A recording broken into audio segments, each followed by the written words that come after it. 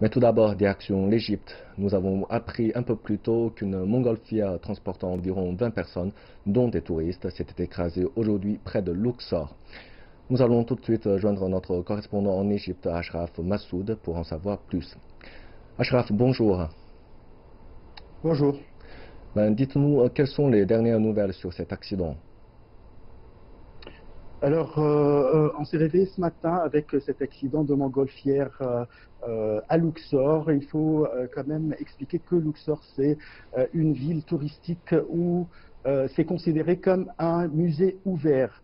Du coup, c'est un très beau voyage de faire euh, euh, euh, le tour de Luxor en montgolfière.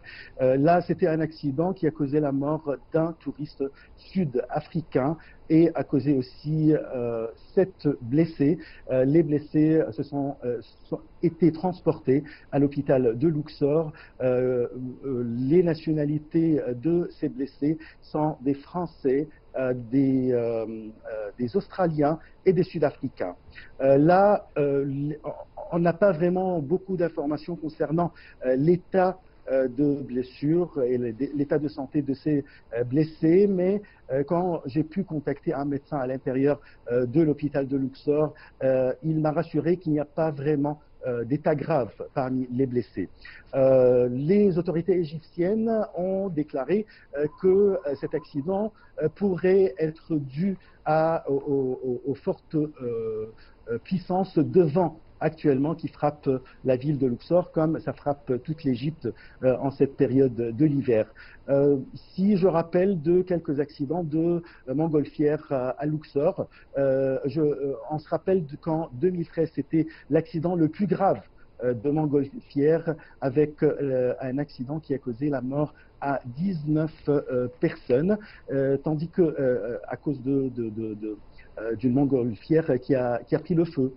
Et là, en 2016, c'était un autre accident où cette montgolfière avait 22 touristes chinois qui faisaient le tour sur Luxor, mais c'était des blessures pas très graves. Mais à partir de ce moment, de cet accident en 2016, le gouvernement égyptien a suspendu les vols de montgolfières sur Luxor et après, quand on les a permis, on a interdit complètement le vol de plus de 2000 mètres au-dessus de la terre.